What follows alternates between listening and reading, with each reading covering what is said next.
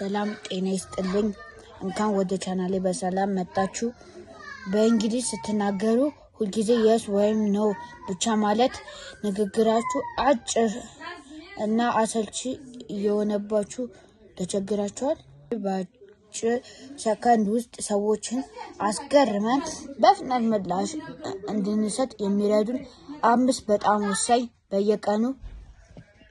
በየቀኑ ቃላት እናያለን። ይህ ቪዲዮ ንግግራችሁ ሙሉ በሙሉ ይቀይራል። እስከ መጨረሻ ከተከታተላችሁ ደግሞ አንድ በጣም ጠቃሚ የአነጋገር ሚስጥር አጋራችኋለሁ። ለቻናሌ አዲስ ከሆናችሁ ሰብስክራይብ ማድረግ አትርሱ። ወደ ትምህርቱ እንለፍ። ቃል 1 I am down። የመጀመሪያ ቃል I am down ይባላል። ትርጉሙ እሺ ተስማምቻለሁ ወይም እኔ አለሁበት ማለት ነው። ለምሳሌ ኳስ እንጫወት ወይም ቡና እንጠጣ ሲሏችሁ yes ከማለት ይልቅ I am down በሏቸው። አብሮ ለመዝናናት ዝግጁ መሆናችሁን በፈታ ያለ መንገድ መግለጫ ነው። ቃል 2 I'll pass። ሁለተኛ ደግሞ I'll pass ነው። ይሄኛው ደግሞ የአንደኛው ተቃራኒ ሲሆን የቀረበላችሁን ግብዣ ወይም ሐሳብ አክብሮት እኔ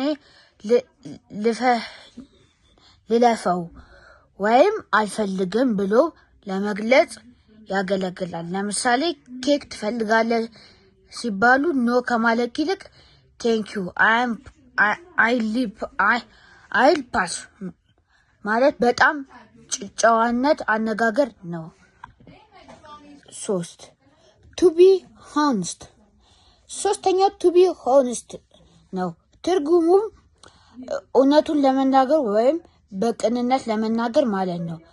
አንድ ሐሳብን በግልጽ ከመናገራችሁ በፊት ንግግሩን ለመጀመር ይጠቅማል። ለምሳሌ to be honest I don't know። እውነት ለመናገር እኔ አላውቅም ብላችሁ መጠቀም ትችላላችሁ። አራተኛው by the way ይባላል። በንግግር መሃል ወደ ሌላ አዲስ ሐሳብ በፍጥነት ለመግባት ስትፈልጉ በነገራችን ላይ ለማለት የምትጠቀሙበት ወሳኝ ቃል ነው። ለምሳሌ አንድ ሰው እያወራችሁ ሳለ ሰዓት ማወቅ ከፈለጋችሁ by the way what time is it ማለት ትችላላችሁ። ቃል 5 አምስተኛው ቃል never mind ነው። ትርጉም ተወው፣ ግድ የለም ማለት ነው፣ ወይም ምንም አይደለም። ለምሳሌ ስለ አንድ ሰው የነገራችሁት እሱ ካልተረዳችሁ ወይም ሐሳባችሁን ከቀየራችሁ never mind አው ተወው ግድ የለም ብላችሁ ማለፍ ትችላላችሁ። ወሳኝ የአነጋገር ሚስጥር የሚለውን አሁን ልንገራችሁ። ወደ ቃል የገባላችሁም ቦነስ ቲፕ እንለፍ። ብዙ ጊዜ እንግሊዝ ስንማር ቃላቱን ብቻ ማወቅ በቂ አይደለም። ዋናው ሚስጥር የድምፅ ቅላጼ ወይም ኢንቶኔሽን ነው። ለምሳሌ never mind ስትሉ በፈገግታ ካላችሁ ችግር የለውም ማለት ሲሆን ፊታችሁን አክስተው ካላችሁ ግን ተወኝ አታድርገኝ የሚል የተሳሳተ ትርጉም ሊሰጥ ይችላል። ስለዚህ ቃላቱን ስትናገሩ ከፊታችሁ ገጽታ ጋር አጣምራችሁ ተለማመዱ። ቪዲዮ ይህን ይመስል ነበር። ዛሬ ከተማርናቸው 5 ቃላት ውስጥ ለእናንተ ይበልጥ የወደዳችሁትን ቃል አሁኑኑ በኮሜንት መስጫው ላይ ይጻፉልኝ።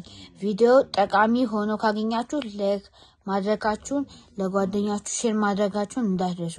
በሚቀጥለው ቪዲዮ በአዲስ ትምህርት እስከምንገናኝ መልካም ጊዜ